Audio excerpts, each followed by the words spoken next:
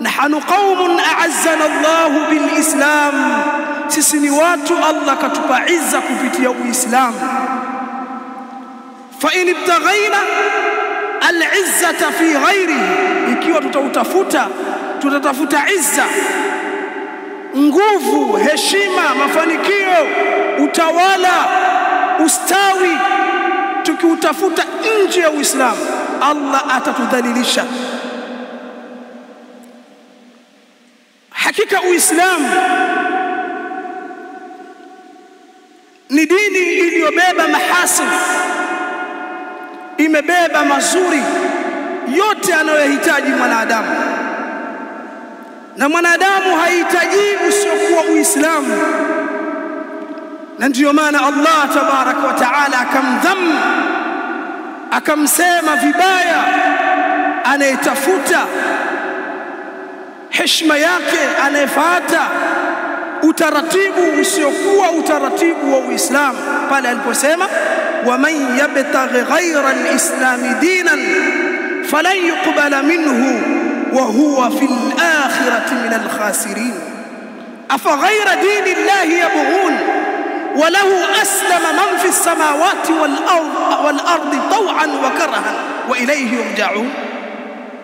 Allah tabarak wa ta'ala katika aya hizi mbili anasema waman yabtaghi ghayra al-islam dinan falan yuqbala minhu, yoyote atakayefuata akahitajia usiokuwa Uislamu akaufanya ndio dini, mfumo huo usiokuwa wa Uislamu akaufanya ndio utaratibu wake wa maisha yake, kuanzia kuitakidi, kuanzia kuabudu, kuanzia miamala, akhlaqi na suluki na nyinginezo katika mambo ambayo mwanadamu anayehitaji katika maisha au ndio maisha yake, akafuata utaratibu usiokuwa wa Uislamu, hatakubaliwa mbele ya Allah tabaraka wa taala.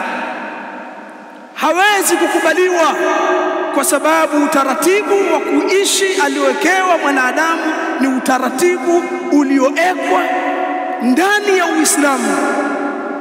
Lakini si hivyo tu, na akhira kesho atakuwa ni katika watu wenye kupata hasara, kwa sababu amefuata, kwa sababu amepita katika njia isiyokuwa njia ya Uislamu.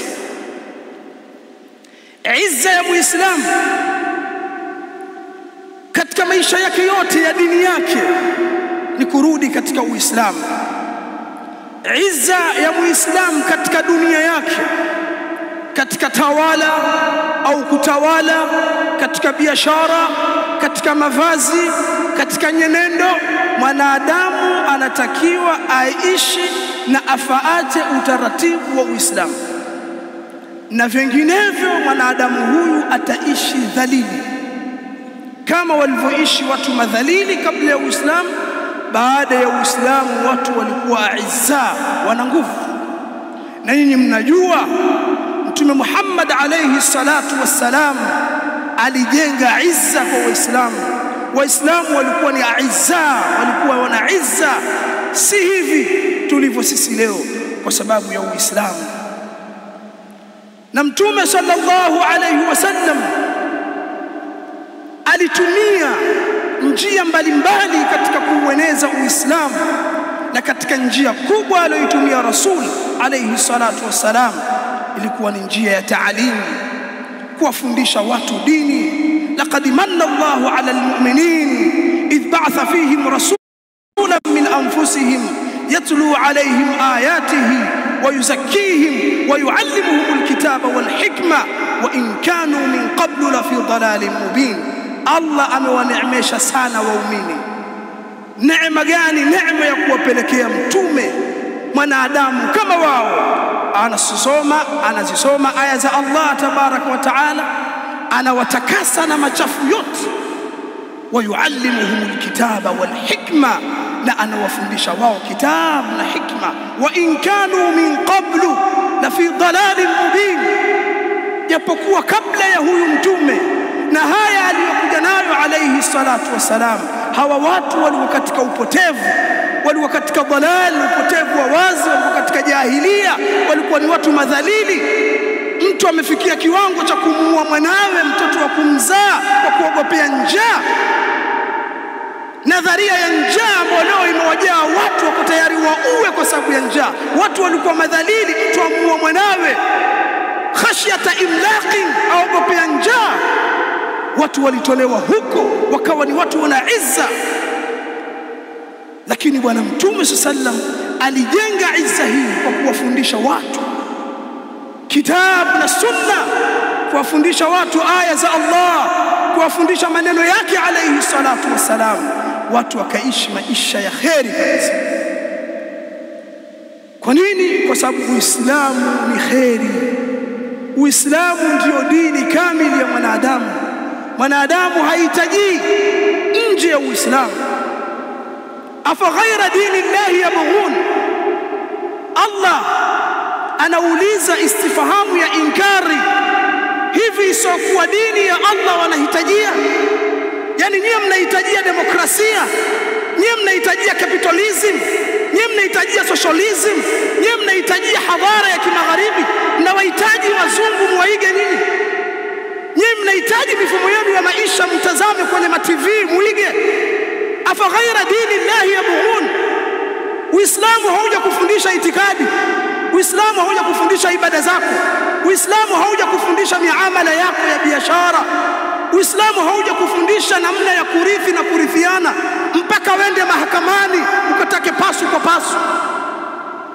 Uislamu hauja kufundisha, Uislamu hauna mirathi mpaka mwende mahakamani mtaka mirathi. Uislamu haujafundisha mwanamke atakapoachwa anapata nini. Wapi Uislamu ulifundisha mwanamke akiachwa ende mahakamani akadai mali kwa madai amechuma na mume? Wapi? Yani wewe mwanamke wa Kiislamu haya mafunzo umeyapata wapi? Walilmutallaqat mata'un bil ma'ruf haqqan 'ala almuttaqin. Wanaoachwa watakiwa wapewe kitokea nyumba. Mume amekuacha, mmeachana, kitokea nyumba chako hichi. Hii ni haki kwa wenye kumcha Allah, ni mlango wa ihsani. Hakuna tugawane mali, otherwise tumechuma wote. Kweli ulitoa mtaji, nyumba hii tulishare kweli? Hizi fikra zimetoka wapi? Kwa nini mnahitaji usiokuwa Uislamu? Kwa nini nyinyi mkimbilia katika mahakama za kitawuti mkatafuta mirathi za kitawuti, hali ya kuwa Mola wenu amewafundisha yusikumullahu fi auladikum lidhakari mithlu hadhi al-unthayayn, mpaka mwisho wa aya. Walakum nisfu ma taraka azwajukum in lam yakul lahunna walad. Mna nyinyi nisfu ma taraka azwajukum in lam yakul lahunna walad fa in kana lahunna waladun falakum ar-rubu' mimma tarakna. Nyinyi wanaume mtapata nusu kama wake zenu wamekufa, nusu ya vile walioacha wake zenu kama hawana watoto. Wakiwa na watoto nyinyi mtapata robo, na wao watapata robo kama nyinyi mmekufa hamna watoto. Mkiwa na watoto wao watapata 1/8 thumuni. Mbona dini imefundisha? Kwa nini wende mahakamani ukatafuta nusu kwa nusu, sawa kwa sawa, wa kiume na wa kike? Huu taratibu wa nani? Mbona mtafuta izza na mafanikio nje ya Uislamu?